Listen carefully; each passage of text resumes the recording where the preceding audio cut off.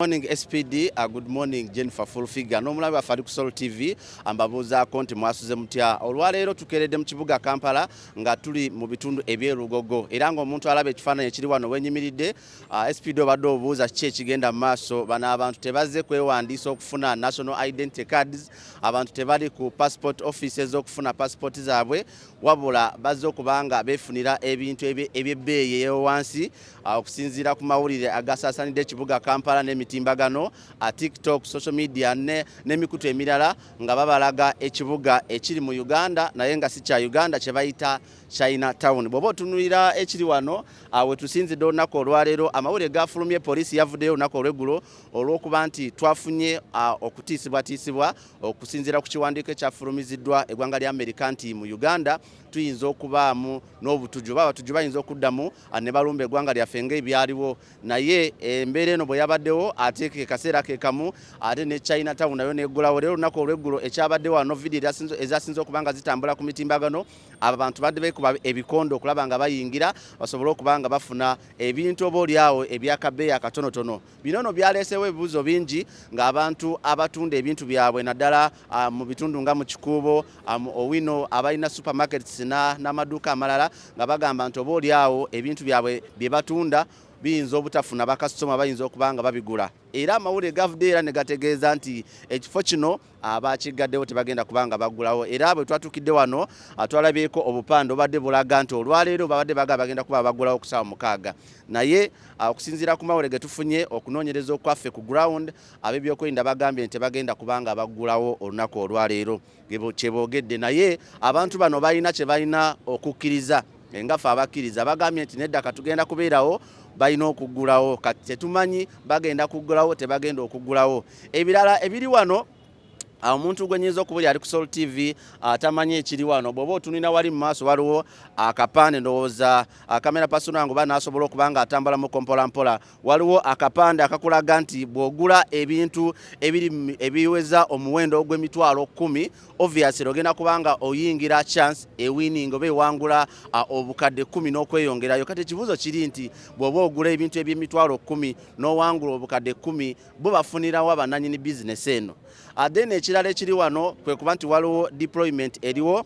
eri mu maaso, waliyo ab'ebyokwerinda okuli poliisi n'amagye nga nabo kwe bali, era nga saawa zino bw'oba otunulira ku nzigi eziri wano wansi kuliko obupande obugamba nti closed oba baggaddewo tebagenda kubanga baggulawo. Kati naffe ekyo ekituleese wano okubanga tubalaga embeera eriwo, naye nga namungi w'omuntu ye waali ate nga bakyagenda mu maaso n'okulaba nti bajja basobole okubanga balayininga up. Kati zino layini ze bakoze tetumanyi bagenda kubanga balayiniza okubanga bakebera omwomu omu basobole okubanga beefunira ku bintu singa aba baguddewo, naye nga so embeera eriwo wano ya byakwerinda egenda maaso n'okubanga olaba. So njagala nsooke nkome wano, naye nga bw'oba otunuulira wano ekiri wano eyo Chinatown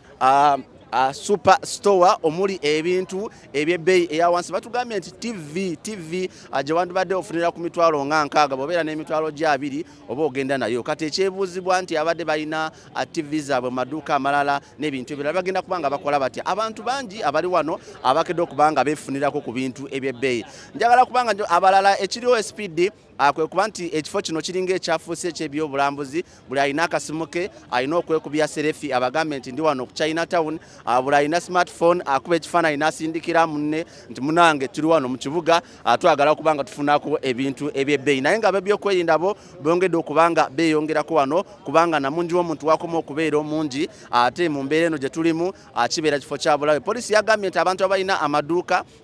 abantu abalina malls, ebifo nga mu Kikuubo n'awalala balina okubanga bongeramu ebyokwerinda basobole okubanga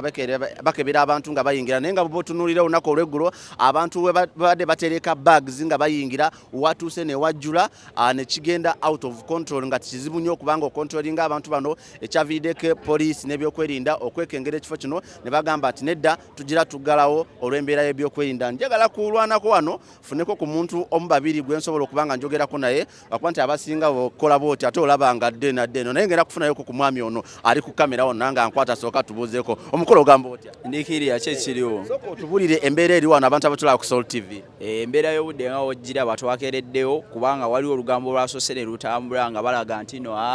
tino Chinatown bagiclosinze till further notice kati abamu bazze kakasa bagigaddewo oba nedda naye kati abamu we twakereddewo twasomye notice eri awo bagitaddewo nga balaga egenda kubeera open saa 6 so kiba kitegeza information eyatambudde eri disregarded kubanga kiraga nti bagenda openinga egenda operatinga era nga olaba twakereddewo tugenda kukola shopping abamu tulina amaduuka amangi mu kibuga eyo kati tugenda kukola shopping kyekitulese akabeeyi kayimiridde kati awo kewawuliddeko so fa kati akabeeyi akatambula nga nze ng'omuntu sinakategeerako bulungi kyovulaba kyekindese wane eno njagala kakasa ebitambula ku internet bituufu oba yabulimba kubanga wali omwana agambye nti no iPhone 15 Pro Max ya mitwalo 15 so kati ekitulese wano twagala kakasa bituufu oba batulimba tukole shopping naffe tugende twaleko mu byalo mu bifo by'enjawulo abantu bagule ku ebyo ebintu okweja emiwendo so oze ku shoppinga ogenda oteeke mu dduuka ali yes actually nze ku shoppinga nange ntwale mu dduuka era naze ne moroka yange ngipakinze wali ngenda teekamu ebintu nga mazo shoppinga abantu soko basigira ekifaananyi ekiri wano ku mbeera y'ebyokwerinda n'ebirala embeera y'obudde bannange nga weeri sofa security yo gulugulu twakedde wano I personally nze ng'omuntu nakedde wano nezabadde saa 12 naye nga security yo gulugulu nnyo ddala era nga wolaba wali waliwo aba UPDF nga banna era mabegeyo nga wolaba waliwo n'aba police Uganda Police Force nabo abakuuma eddembe kati kwegamba tewaliwo neno osobola otebereza nti omuntu yazze kunyagula busimu nti agenda kujja aleete wana akavuyo ke mbu nga bwe mulaba ebitera obeereyo mu street nga bwe mu shopping eri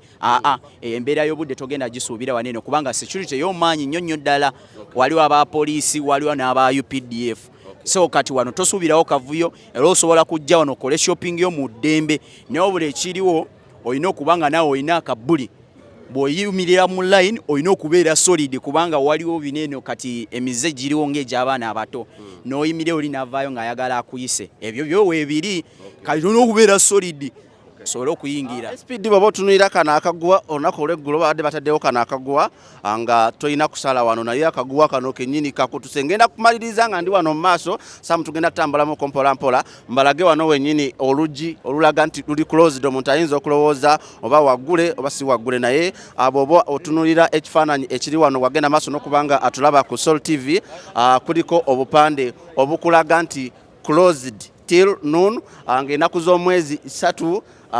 mwenda 2 that means olunaku olwaleero so kino kitegeeza nti bagenda kubanga bagulawo kusaawa nga 6 singa kinaaba kiteekeddwa mu nkola ne batuukiriza ekiragiro kino ne bagulawo wano nga bw'oba olaba naye nga embeera yo nga bweri sofa abantu bangi nnyo ab'ebyokwerinda be bali bagenda kubanga tukyusamu ndowoozaako ku kamera oluvannyuma tubalage layini kati entuufu eri wano kubanga buli wayita eddakiika 2 abantu babeera bajja kubanga beesopingira mami wasuze otya bulungi gwe wasuze otya bulungi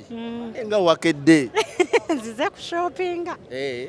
akabeeyi wakategedde nga bekayimiridde akabeeyi of course saakategeera nga sinatuuka munda kubanga social media eteekako birala naye kyemanyi ne munda prices ndala naye nga nsuubira nti ziri kalekaleko okusinziira ku maduuka gaffe waze kugula kiggwe bingi Tuyanze Speed njagala kukomawo mu studio tugenda kubanga emboozi eno tugirondoola mpaka n'okwongera okubalaga embeera nga bweri kiki ekinaaba kimbe kansembeyo noono omwami wasuze otya sebo nga nebasi waze kugula kisebo simanyi tomanyi kale toyanze njagala kudda mu studio SPD naye nga gwe guno omuwendo gw'abantu ate nga bakyagenda mu maaso n'okubanga beeyongera okulaba nga bajja okwefunira ku bintu eby'ebbeeyi layisi naye ng'omuntu atulaba ku Soul TV tulina okubeera beegendereza mu mbeera eno gye tulimu Godfrey tumwebaze ankoze ne Peter Bunyas ate ne Sam ali ku kamera kanzereyo mu studio mugende mu maaso n'okubanga muweereze